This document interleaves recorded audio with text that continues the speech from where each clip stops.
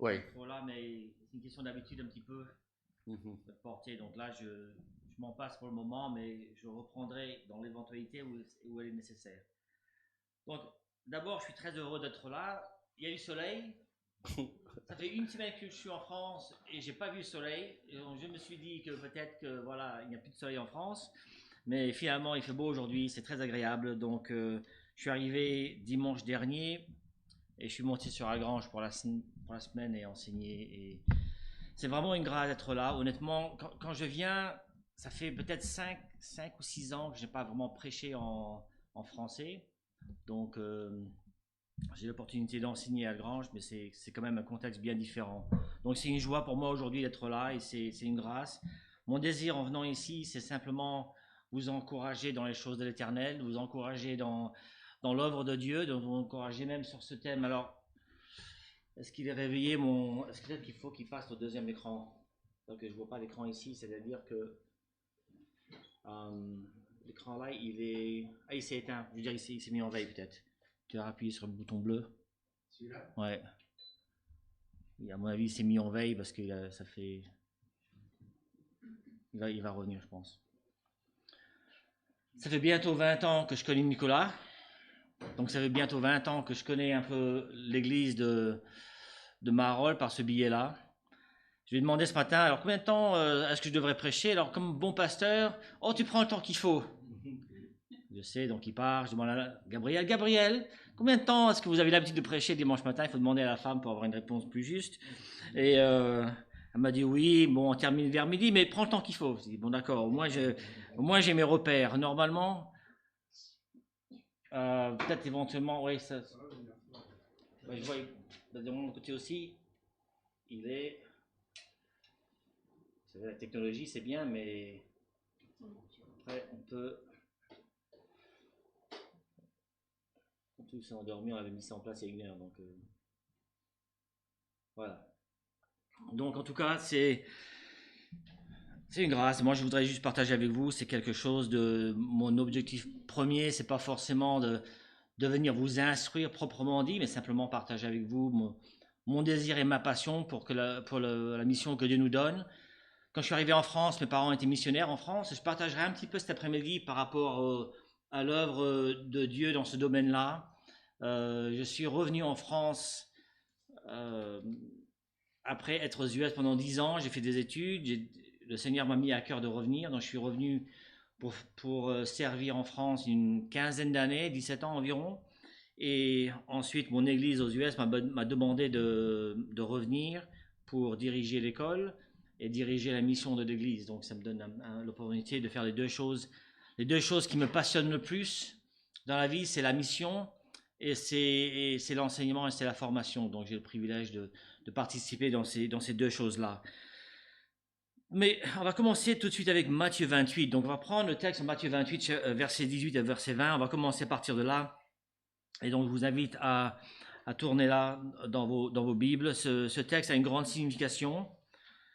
J'ai probablement plus d'informations ici que je n'ai le temps vraiment de partager. Donc on va prendre notre temps et voir un peu ce que c'est que la grande commission ce matin de l'Église. Et cet après-midi, nous verrons la grande promesse que Dieu donne en Matthieu chapitre 16.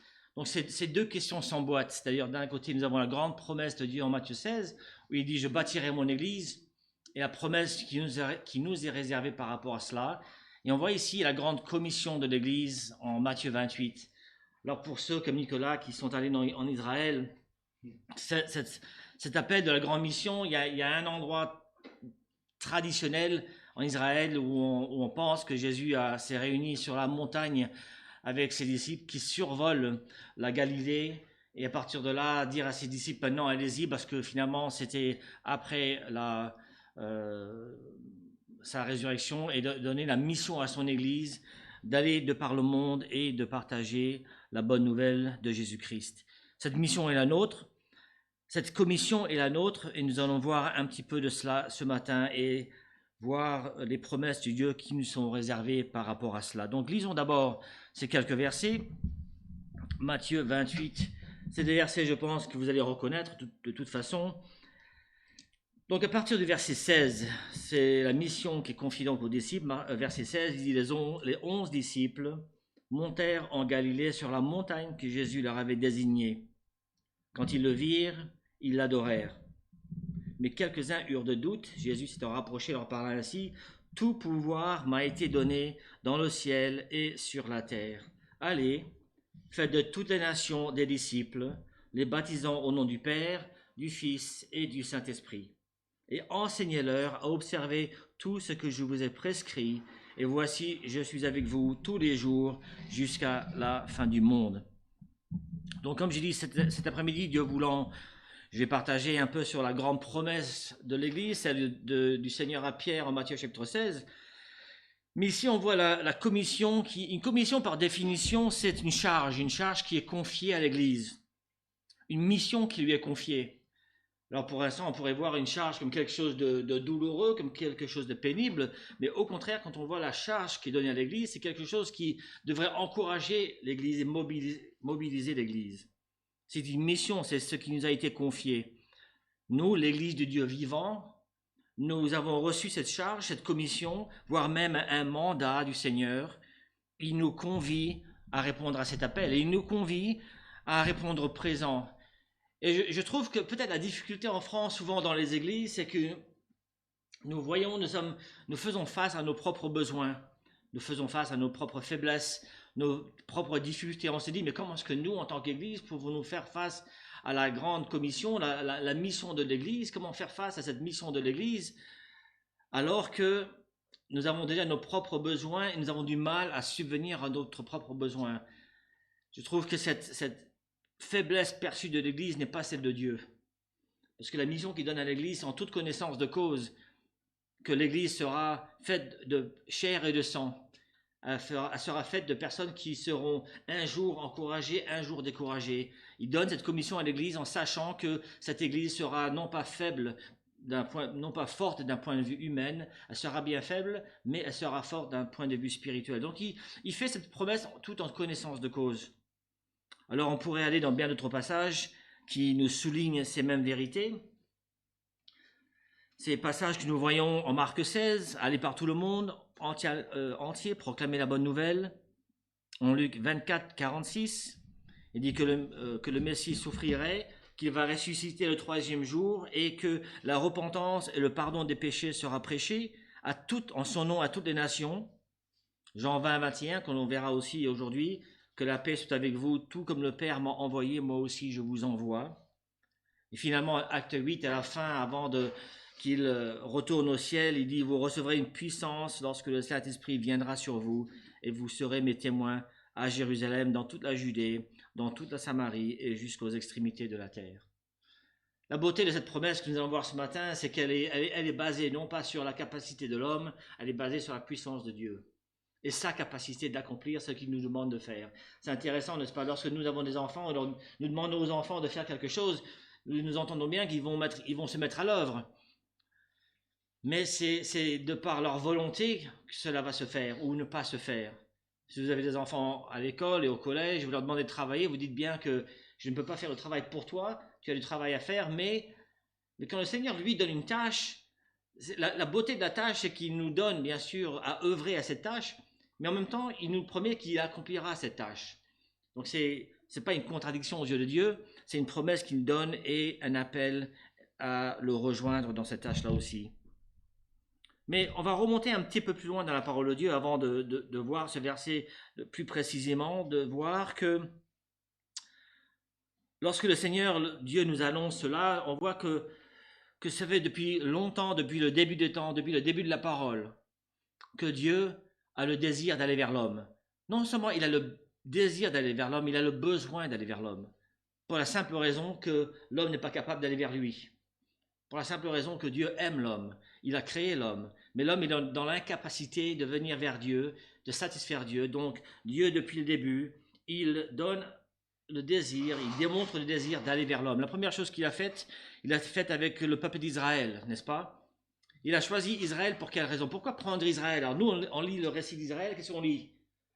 Est-ce qu'on lit un peuple qui est fort, qui est vaillant, qui est fidèle, qui est confiant? Qu'est-ce qu'on voit en Israël?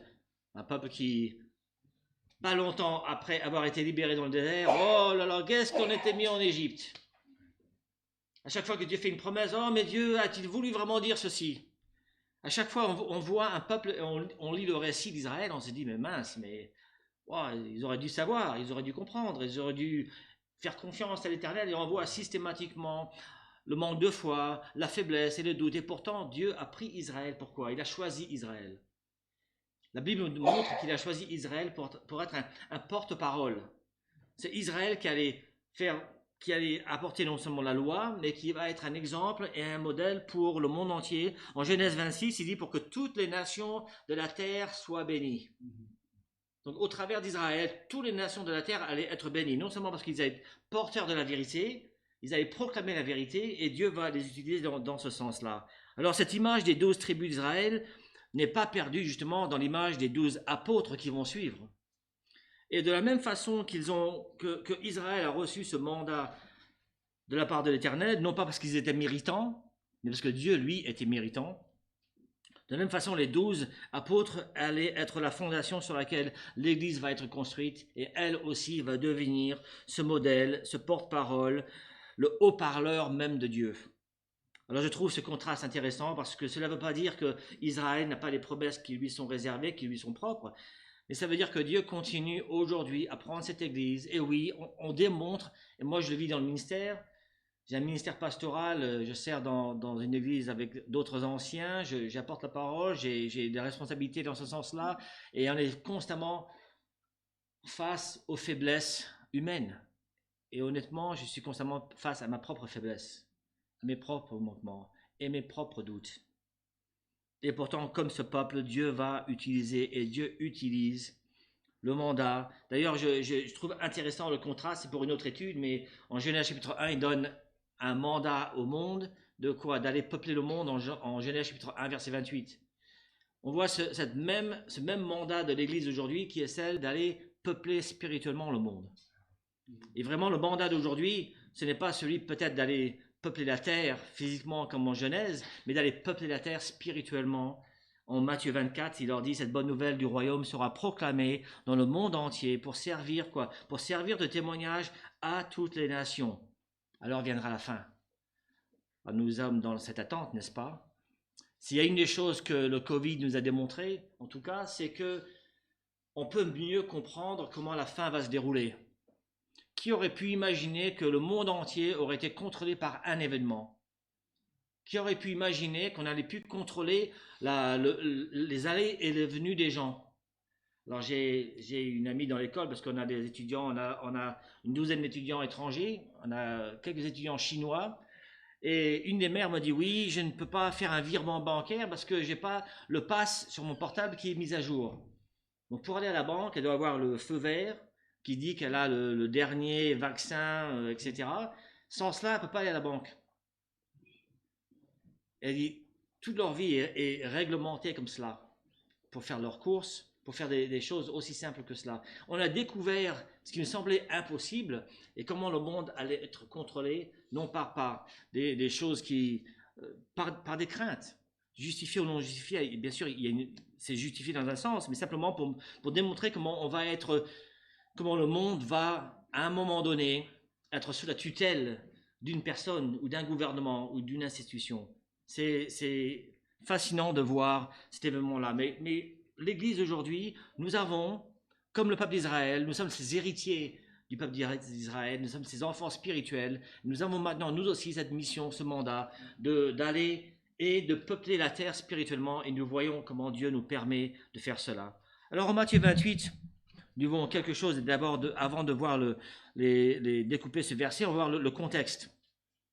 D'abord, j'ai marqué en Matthieu 28 que l'on voit dans cette commission, on voit un impératif. C'est-à-dire que si on le découpe en français, on dit il y a plusieurs verbes, il y a le verbe aller, il y a le verbe faire, il y a le verbe baptiser et le verbe enseigner. Mais en réalité, dans le texte d'origine, dans le grec, il y a un seul impératif, c'est-à-dire qu'il y a un verbe et les autres sont des adverbes. Alors je suis désolé pour le français, pour la grammaire, on n'est pas venu à l'église pour étudier la grammaire, mais un adverbe sert à quoi? Un adverbe sert à modifier un verbe. Donc, il y a un verbe dans ce verset. C'est le verbe faire des disciples. Les autres sont des soutiens adverbes, c'est-à-dire que les autres sont là pour soutenir l'idée de faire des disciples. Donc, le fait d'aller, de baptiser, d'enseigner, sont dans le but de faire des disciples. Il y a un impératif, celui de faire des disciples de Jésus-Christ. Et à la fin, on verra juste quelques versets par rapport à cela en Luc 14 pour nous rappeler justement de l'image de disciples et ce dont il est question. Mais dans la mission, et en ce qui se concerne dans la mission, on peut faire beaucoup de bonnes choses. N'est-ce pas? Si vous demandez des projets missionnaires que vous connaissez, des amis à vous éventuellement, ou d'autres missions, on peut faire de bonnes choses, on peut aider les orphelins, on peut aider celui qui a faim, on peut construire des écoles, on peut vêtir ceux qui n'ont pas de quoi se vêtir, on peut creuser des puits d'eau potable dans les lieux arides, mais une chose qu'on doit faire, on doit faire des disciples, car c'est la mission qui nous a été confiée. Et parfois, on est facilement, je dirais, distrait par autre chose peut-être, mais le besoin le plus profond de l'homme, c'est qu'il connaisse Jésus-Christ et qu'il soit un disciple de Jésus-Christ.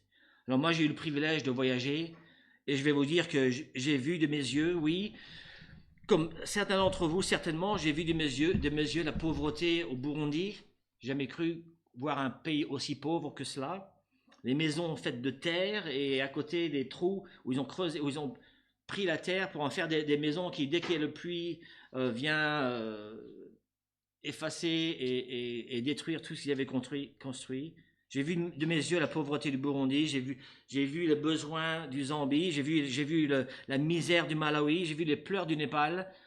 Je suis allé avec une équipe médicale au Népal et je m'en souviens je tenais le bras d'une femme qui avait, comment ça s'appelle ça, un cyste ici, et avec une seringue, on a dû vider cette plaie qu'elle avait.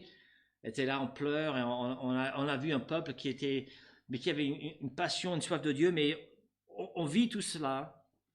Mais on doit également être conscient dans la mission, il n'y aura jamais assez de quoi satisfaire tous les besoins du monde. Seul Jésus peut satisfaire. Et Dieu dit bien à ses apôtres, justement à cause de ça, il leur dit quoi? Vous aurez toujours les pauvres avec vous.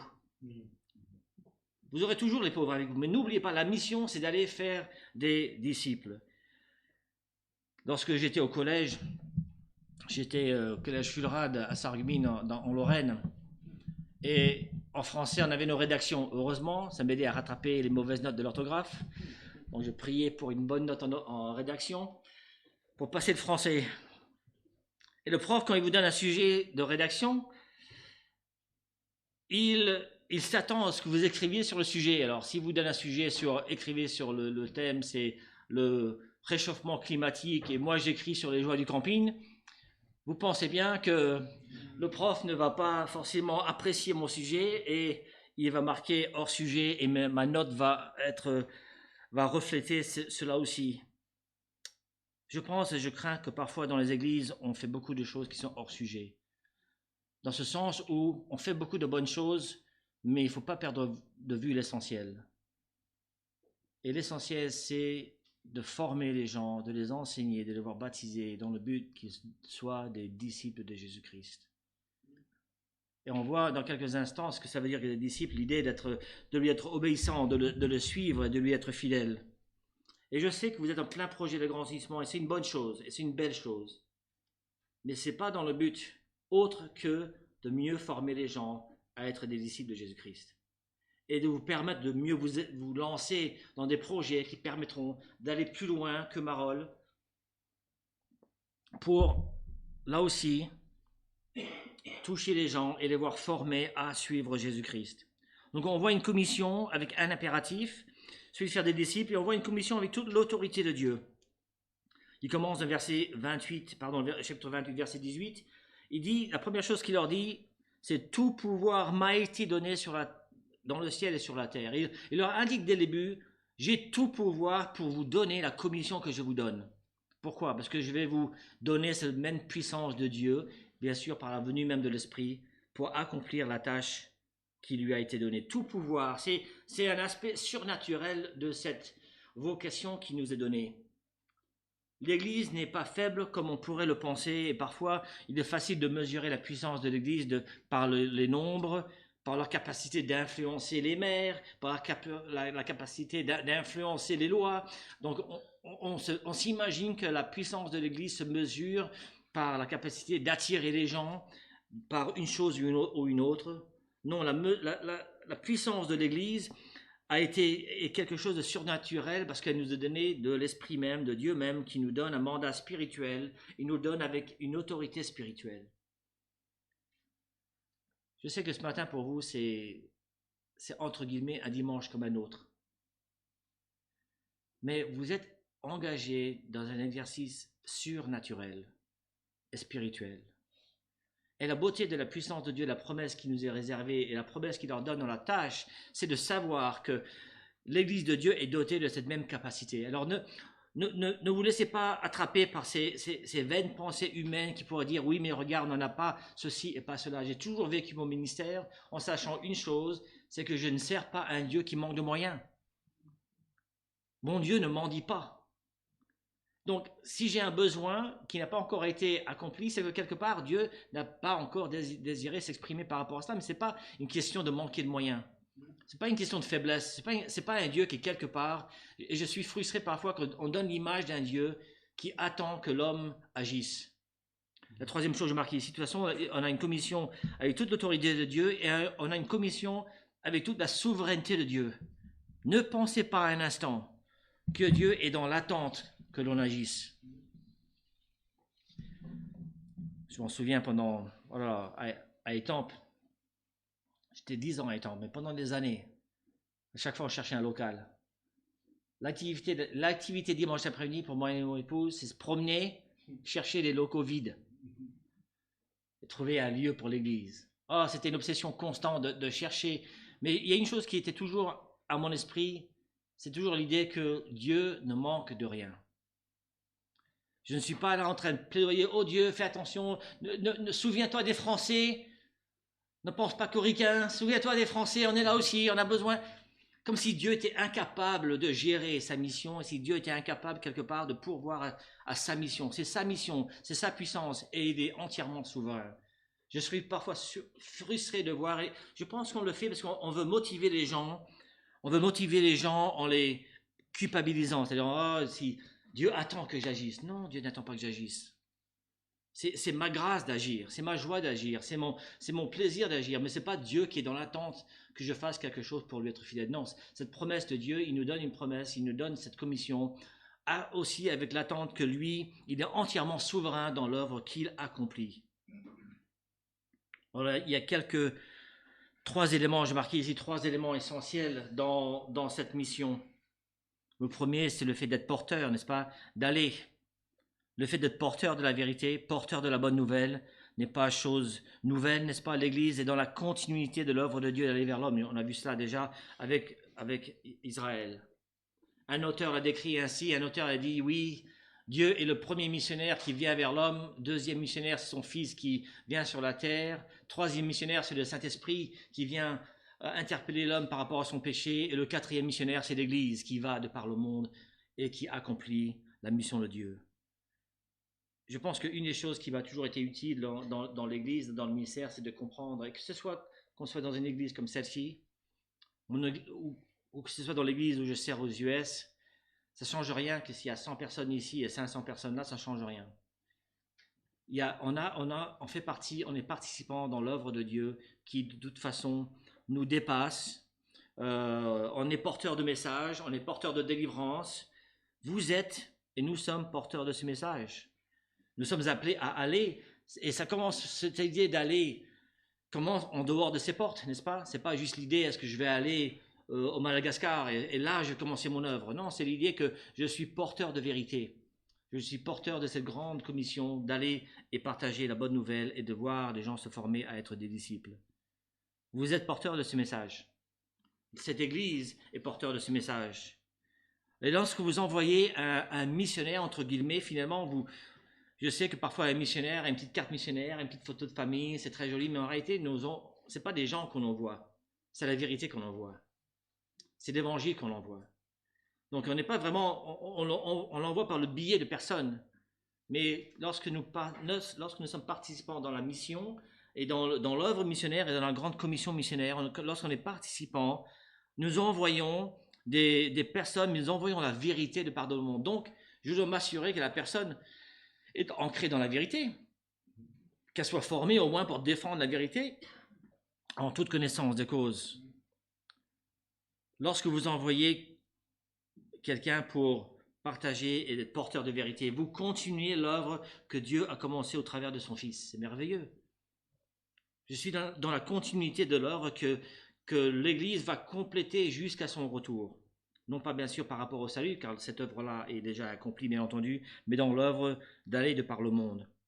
On voit cela très bien démontré dans l'Évangile selon Jean. Alors là, j'ai marqué les références. Moi, je vais les citer un petit peu et passer par ces références-là, mais je vous donne ça en tout cas pour référence. On voit tout au long de l'Évangile selon Jean cette notion que Dieu a non seulement de son mandat, mais après du mandat qu'il donne à son Église. On voit cette belle image où elle est complétée en Jean 20, 21. Mais voyons brièvement cette progression. En Jean chapitre 1, versets 3 et 9, on voit l'idée de la lumière qui est venue, n'est-ce pas? Verset 9, cette lumière était la vraie lumière qui, venant dans le monde, éclaire tout être humain. Cette lumière, bien sûr, qui est le Seigneur et qui est sa parole. Jean chapitre 3, Jean 3, 16, que nous connaissons bien, mais le verset 17 nous dit, Dieu en effet n'a pas envoyé son Fils dans le monde pour juger le monde, mais pour que le monde soit sauvé par lui. Donc à partir de là, 32 fois, dans l'évangile selon Jean, 32 fois. Donc s'il nous le répète, c'est pas parce que lui, il le répète pour que nous prenions bien conscience d'une chose. 32 fois, il va répéter cette notion que Jésus-Christ est venu faire la volonté de Dieu. Pourquoi il répète ça aux apôtres systématiquement? Je suis venu faire la volonté. Je suis venu faire la volonté de Dieu. Il le dit en Jean 6, 7, 8. Jean 6, non pas ma volonté, mais celui de celui qui m'a envoyé. Jean 7, je cherche la gloire de celui qui m'a envoyé.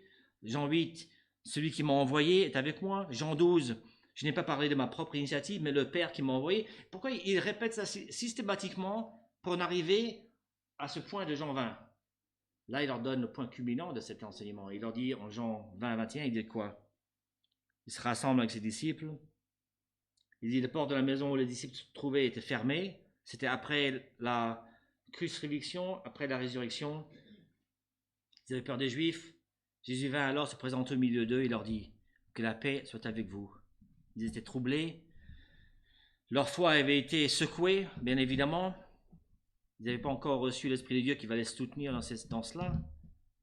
Il leur montra ses mains et son côté. Il leur dit dans verset 20, les disciples furent remplis de joie en voyant le Seigneur. Et voici ce que Jésus leur dit dans le verset 21. Il dit que la paix soit avec vous, tout comme le Père m'a envoyé, moi aussi je vous envoie. La raison qu'il répète 32 fois dans ce livre, systématiquement, je suis là parce que mon Père m'a envoyé. Maintenant il leur dit, écoutez maintenant c'est à vous. Maintenant c'est à vous. Le Seigneur m'a envoyé, moi j'ai accompli ma tâche. J'ai été fidèle jusqu'à la croix. Maintenant, il y a le consolateur qui va venir. L'Esprit de Dieu va venir et il va habiter en vous. Il vous donnera la puissance de Dieu. Vous allez être équipés pour aller répondre à cette commission que je vous donne, cette mission que je vous donne d'aller par le monde. Allez-y. Et moi, tout comme le Père m'a envoyé, moi aussi, je vous envoie. Et après ces paroles, il souffla et leur dit, recevez le Saint-Esprit. Quelle puissance, c'est étonnant de voir que le Seigneur aurait pu utiliser bien des choses et bien des personnes pour accomplir sa mission. Et il vient vers l'homme et leur dit, moi j'ai accompli ma mission, maintenant c'est à vous d'accomplir votre mission.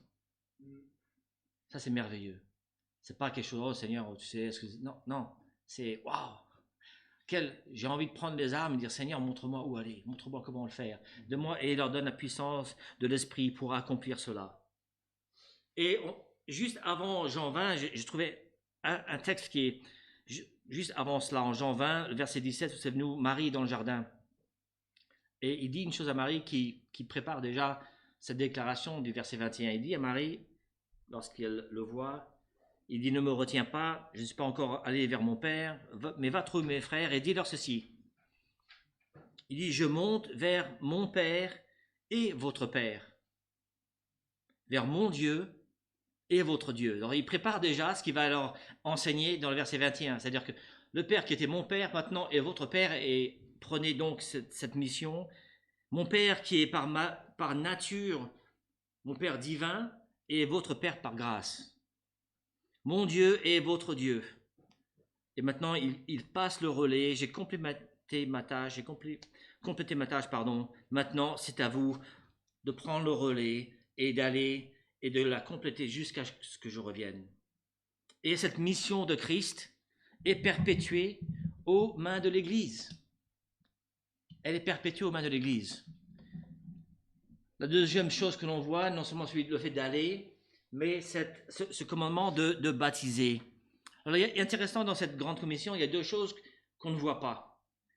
On ne voit pas ce commandement d'aller proclamer l'évangile. Je pense que c'est dans le fait d'aller, l'appel d'aller, c'est avec cette idée de porter l'évangile. Mais la deuxième chose qu'on ne voit pas, il ne dit pas aller sauver les gens. On pourrait penser que moi, s'il avait écrit aller sauver les gens et après baptiser-les. On voit nulle part dans cette grande commission le commandement d'aller sauver les gens. Parce que, pourquoi? Pour tout simplement, la simple raison que ce n'est pas à nous de sauver les gens. C'est à nous de porter l'évangile, mais c'est à lui de sauver. D'ailleurs, ce qui est sous-entendu ici, c'est lorsque nous allons, lui sauvera. Et vous aurez ensuite le besoin de baptiser, donc de les assembler au nom du Christ et de les enseigner. C'est-à-dire que même dans la grande commission, il y a un sous-entendu qui est celle de la promesse de Dieu, que lorsque la parole de Dieu est amenée à être portée aux autres, au-delà de nos frontières, des murs de cette église, il y a une promesse attachée à cela, c'est que je sauverai. Mais toi, ensuite, baptise. La place du baptême ici soutient cet impératif de faire des disciples. Le baptême, vous le savez, c'est une déclaration publique d'appartenance à Jésus-Christ. C'est un pas d'obéissance qui unit le nouveau croyant à d'autres croyants. L'idée du baptême, ce n'est pas une action isolée. Le fait d'être dans le baptême, c'est toujours associé à l'idée d'être assemblé avec d'autres frères et sœurs. Le baptême, c'est ce déclarage public devant les autres que j'appartiens à l'Éternel. Donc il y a cette idée d'assembler les gens. Le baptême a toujours été dans ce contexte de frères et de sœurs qui se réunissent. Donc c'est une déclaration publique, c'est un pas d'obéissance, et on voit ce modèle répété systématiquement au travers du livre des Actes. L'homme se convertit, il se baptise et se joint à l'Église, et il s'assemble. Paul aussi va suivre ce modèle d'évangélisation, suivi de baptême, suivi d'implantation d'église. C'est toujours le modèle qui est répété dans le livre des Actes. Donc l'église, et l'assemblée ici, il n'utilise pas le terme église ici. On le voit le terme église utilisé en Matthieu 16, mais il n'utilise pas le terme ici. Il parle du baptême, donc cette idée de s'assembler, d'un témoignage visible auprès d'autres, et sous-entendu ici, c'est le rassemblement de chrétiens autour d'un baptême, autour d'une même vérité. L'Église n'est pas seulement un outil de proclamation de l'Évangile, l'Église devient le modèle de l'Évangile. On pense souvent à l'Évangile comme étant quelque chose qui est proclamé, et ce qui est vrai, l'Église est appelée à la proclamer. Mais l'Église également est le lieu où l'Évangile est un modèle. J'ai marqué ici que la proclamation rend l'Évangile audible, mais l'Église la rend visible. L'Évangile a toujours été attaché à l'Église, parce que l'Église a toujours été le lieu qui rend l'Évangile vrai. C'est là où l'Évangile prend vie. L'Église va authentifier l'Évangile. C'est bien pour cela que l'adversaire s'attaque à l'Église. C'est une chose que d'avoir quelqu'un qui a un témoignage personnel de sa foi. C'est autre chose quand la puissance de Dieu est démontrée par quelqu'un qui se baptise d'abord, parce que dans cette baptême, il y a cette déclaration publique, et qui s'assemble avec d'autres. Et l'adversaire constamment s'attaque à l'Église. Pourquoi? Parce que l'Église, c'est un élément surnaturel. Ce n'est pas une association cultuelle ou culturelle aux yeux de Dieu, aux yeux de la France peut-être, mais pas aux yeux de Dieu. Ce n'est pas une assemblée de convenance, c'est une assemblée qui est là pour faire, on déclare qu'on a la même vérité qui nous assemble et qui nous ressemble. On s'identifie à cette même vérité-là. Donc l'adversaire s'y attaque. L'Église est équipé de divers dons pour former un seul corps et pour former un seul message. C'est pas juste qu'on est là pour exercer nos dons de façon différente, n'est-ce pas? Merci Seigneur, on a des dons différents. Certains, heureusement pour Nicolas, ils ont le don de la technologie, parce que lui je ne sais pas s'il est doué de cela, mais c'est une grâce. Mais n'oublions pas, ce n'est pas le fait qu'on a seulement, ce n'est pas juste le fait que nous ayons multiples dons pour former un seul corps, on forme un seul message, et c'est le message de l'Évangile. Et ensuite de là, nous voyons la promesse de Jésus-Christ. Je bâtirai mon Église.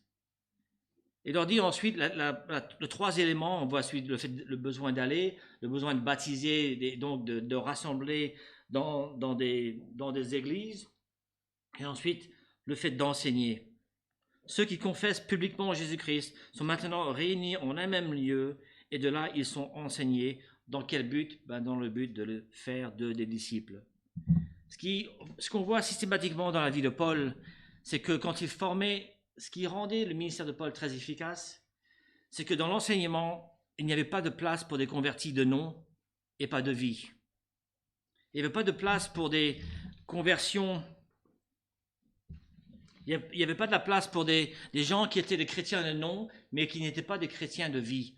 Donc il y avait une entente, une compréhension que le fait d'aller, de baptiser et d'enseigner était sous l'idée, la compréhension qu'il y avait une obéissance active par rapport à cela. Ceux qui proclament Jésus de leur bouche, mais ni Dieu de leur vie, ne pouvaient pas trouver leur place dans l'Église. Il n'y avait pas de raccourci spirituel ou un raccourci à la maturité spirituelle. Un enseignement prend place au sein de l'Église, parmi les baptisés, au nom de Jésus-Christ.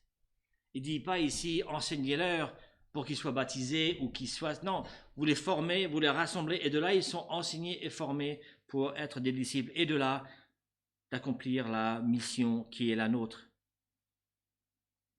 L'Église est en quelque sorte une salle de classe où on grandit dans la connaissance. Mais l'enseignement a pour but l'obéissance. L'enseignement a pour but l'obéissance. Je pense que, peut-être par crainte, je ne sais pas pourquoi aujourd'hui, on peut avoir des églises. Écoutez, le dimanche matin, si on est 500 personnes à l'église où je suis, combien de ces personnes-là sont obéissantes à la parole? Et bien souvent, on a créé un évangile qui est d'une telle simplicité, mais d'un évangile qui ne demandait rien de personne. Et l'enseignement dans la parole a toujours été dans l'objectif et dans le but de l'obéissance. Romains chapitre 1, Paul le dit au travers du livre de Romains 1, il dit c'est par la grâce que nous avons, c'est par lui que nous avons reçu la grâce d'exercer le ministère. Pourquoi? Pour enseigner, pour conduire en son nom des hommes de toutes les nations à l'obéissance de la foi. L'obéissance de la foi. C'est-à-dire, il y a toujours ce sous-entendu que être un disciple, bien sûr, c'est un pas d'obéissance, mais ça a été démontré par l'enseignement dans le but de l'obéissance à la foi. Romains chapitre 6.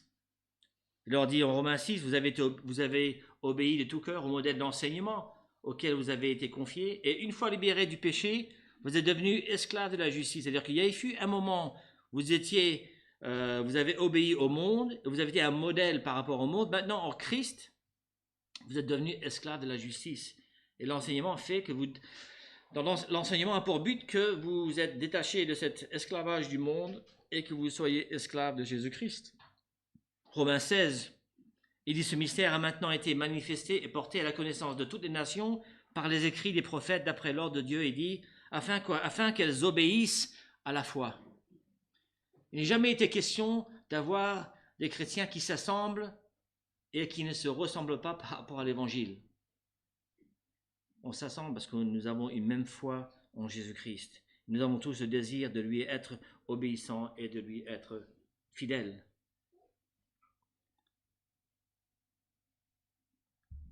Il y a d'autres points ici, je ne sais pas si j'ai marqué les Colossiens. Je vous mets ça comme référence, ça donne l'œuvre de Paul quand il parle de son enseignement. Il parle, il enseigne pour que les gens apprennent à marcher, pour qu'ils exercent de bonnes œuvres, pour qu'ils puissent avoir ensuite plus de connaissances. Donc, c'est cette évolution d'enseigner pour qu'ils marchent dans la vérité, pour qu'ils exercent de bonnes œuvres, pour qu'ils puissent ensuite grandir dans d'autres connaissances. Et c'est ce pas de foi qui est démontré ici. Mais je veux prendre quelques instants que nous avons, je je vois le temps que nous avons, je vais m'assurer qu'en étant à voir Luc chapitre 14, cet impératif de faire des disciples. Donc, je vais voir brièvement ce texte, Luc 14, verset 25, verset 33, et je veux voir par rapport à ce texte 3 éléments du disciple qu'il est recherché. Je dirais simplement que faire des disciples, ce n'est pas faire des confessions de foi. Faire des disciples, ce n'est pas faire des prières de repentance. Faire des disciples, c'est faire et voir des vies transformées par l'Évangile. On a fait beaucoup de tort à l'Église. On a fait beaucoup de tort à l'Église en donnant l'idée que l'Évangile, c'était simplement prier cette prière et vous êtes sauvés. Et n'a jamais demandé aux gens de compter le vrai coût d'être un disciple. Ce texte, il est... Je prends 2-3 minutes, donc je n'ai pas le temps de lire le texte dans son intégralité. Mais en Luc 14, il leur dit simplement, il y a une première chose qui est intéressante à partir du verset 25. Alors Luc 14, premier verset 25, il dit « De grandes foules faisaient route avec Jésus ». La première chose qu'on voit là, c'est bien, il a des grandes foules qui le suivent. Ici, en Luc 14, les grandes foules le suivent déjà depuis les béatitudes. Première mention de foule qui le suit, c'est les béatitudes. Mais ici, on est environ à 6 mois avant la crucifixion. Alors Jésus dit, bon, stop. Cette foule qui me suit, laissez-moi vous dire. Alors nous, on pourrait penser, parce qu'aujourd'hui, si une foule de gens se pointait à l'église, on dit, Amen, merci Seigneur, entrez, les portes sont ouvertes. Jésus dit, attendez, avant d'entrer, laissez-moi vous dire un peu ce qui vous attend. Parce que moi, ce n'est pas les foules qui m'intéressent, c'est les disciples qui m'intéressent. Moi, ce n'est pas la foule qui m'impressionne, c'est l'obéissance de la foi qui m'impressionne. Donc il leur dit, stop, attendez, avant de continuer, laissez-moi vous dire, voici trois éléments essentiels d'être un disciple. Ceux qui reconnaissent non seulement un sauveur pour le salut de leur âme, mais d'un Seigneur qui règne. J'ai marqué dans mes notes une fois en lisant ce texte, vous savez que la foule est bien éphémère. Je suis sûr, on est à 6 mois de la crucifixion, je suis sûr qu'une bonne partie de cette foule-là était les mêmes au début de la semaine de Pâques. Hosanna, Hosanna, avec, voilà. Et à la fin de la semaine, crucifie-le, crucifie-le. Les mêmes. 3 choses. Dieu ne veut pas qu'une foule de gens le suivent. Il veut que des disciples lui soient obéissants. 3 choses. D'abord, il leur dit, il lui faut un amour incontesté. Bien sûr, je ne sais pas la traduction que vous avez dans votre texte. Ici, il est marqué... j'ai pas le texte ici. Moi, j'ai une tradition un peu différente. Voilà, si quelqu'un vient à moi sans me préférer à son père, il va prendre père, enfant, famille, frère, sœur. Qu'est-ce qu'il leur dit? Il leur dit, vous ne pouvez pas venir à moi et avoir un amour vous devez avoir un amour incontesté. C'est-à-dire que oui, c'est pas un amour partagé avec d'autres choses. Quand vous venez au Seigneur, il mérite d'abord notre amour incontesté. Et il est un Dieu jaloux, c'est-à-dire que je ne partagerai pas cet amour avec un autre. Et bien sûr, nous avons un amour pour nos parents, nous avons un amour pour nos familles. Mais en comparaison à cela, l'amour que j'ai pour le Seigneur devrait être incomparable et incontesté. La deuxième chose qu'il parle, justement, je marquais un sacrifice incomparable. Il leur parle d'aller à la croix. Alors imaginez d'abord, dans certaines traductions, ils mettent pour l'amour, il dit vous devez haïr votre père. Alors bien sûr, il le dit par contraste avec l'amour que nous avons pour le Seigneur. C'était déjà un peu choquant de dire cela, n'est-ce pas? Si vous prenez le contexte de Luc 14, juste avant, c'était le parabole du festin, où il invite les gens à venir au festin, et la réponse des gens, c'était « Oh, je dois m'occuper de mes parents, m'occuper de ma famille. » Donc il revient avec Luc 14 et leur dit « Attendez, voici ce que mérite un disciple de Jésus-Christ. » La deuxième chose qu'il leur dit, c'est un sacrifice incomparable, c'est-à-dire ce désir de porter sa croix, de mourir à soi-même. On ne peut pas venir à Dieu dans son orgueil. On ne peut que venir à Dieu dans son humilité et être humble devant Dieu et porter sa croix et être prêt à cela. Et là aussi, il faut imaginer le contexte. Moi, quand j'entends l'idée de porter sa croix, c'est bien sûr symbolique. Personne ici ne comprend la croix autre que de façon symbolique. Mais à l'époque, ce n'était pas symbolique du tout. D'ailleurs, c'est intéressant de voir, si vous avez le temps un jour de lire le récit, le récit, c'est en Actes chapitre 5, quand Pierre justement se retrouve devant le Sanhédrin, il leur dit, la fameuse phrase, « Vaut mieux obéir à Dieu plutôt qu'aux hommes. » Amen, amen. Sanhédrin dit, « Oh, attends. Gamaliel, il se tient debout, il dit, attends Pierre. Pierre, tu veux bien sortir une minute? Après, il dit au Sanhédrin, souvenez-vous de ce qui est arrivé à Judas, le Galilien, qui se rebellait contre les Romains. C'est justement, historiquement, c'était en l'an 6 après Jésus-Christ. Qu'est-ce qui s'est arrivé? Ses fils ont été crucifiés. Alors attends, c'est bien beau de dire, oui, vous dites Amen, obéir à Dieu plutôt qu'aux hommes. N'oubliez pas, il y a un prix à payer derrière cette déclaration-là. Alors il dit ici en Luc 14, oui, un sacrifice incomparable et après, à la fin, un renoncement indéniable. Il dit d'être prêt à renoncer à tout ce qu'il a. Il parle de ses possessions. Là aussi, on peut revenir aux paraboles du festin pour voir cela. Simplement la beauté de l'impératif qui nous donnait. Je vous dirais, je vous partage cela aujourd'hui parce que seul un disciple peut faire un disciple. La grande commission missionnaire commence ici. Elle ne commence pas là-bas. Elle ne commence pas ailleurs que dans nos propres cœurs. Par une déclaration de notre vie, de notre vécu, que moi, je veux être un disciple de Jésus-Christ. Et de par ma vie, je veux que d'autres le connaissent. Non pas de façon éphémère, parce que je ne peux pas m'attendre à ce que quand je partage l'évangile, je veux qu'ils aient la même passion, le même amour, le même désir de sacrifice. Dieu bâtit son Église. Il commence dans notre propre cœur et dans ma vie. On ne peut pas prétendre, et je ne peux pas prétendre, vouloir faire des disciples si moi-même je ne suis pas prêt à répondre à cet appel.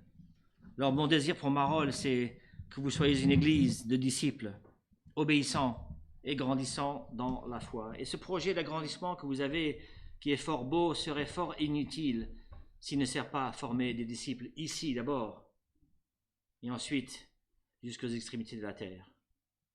Donc, que Dieu nous donne le désir, la foi.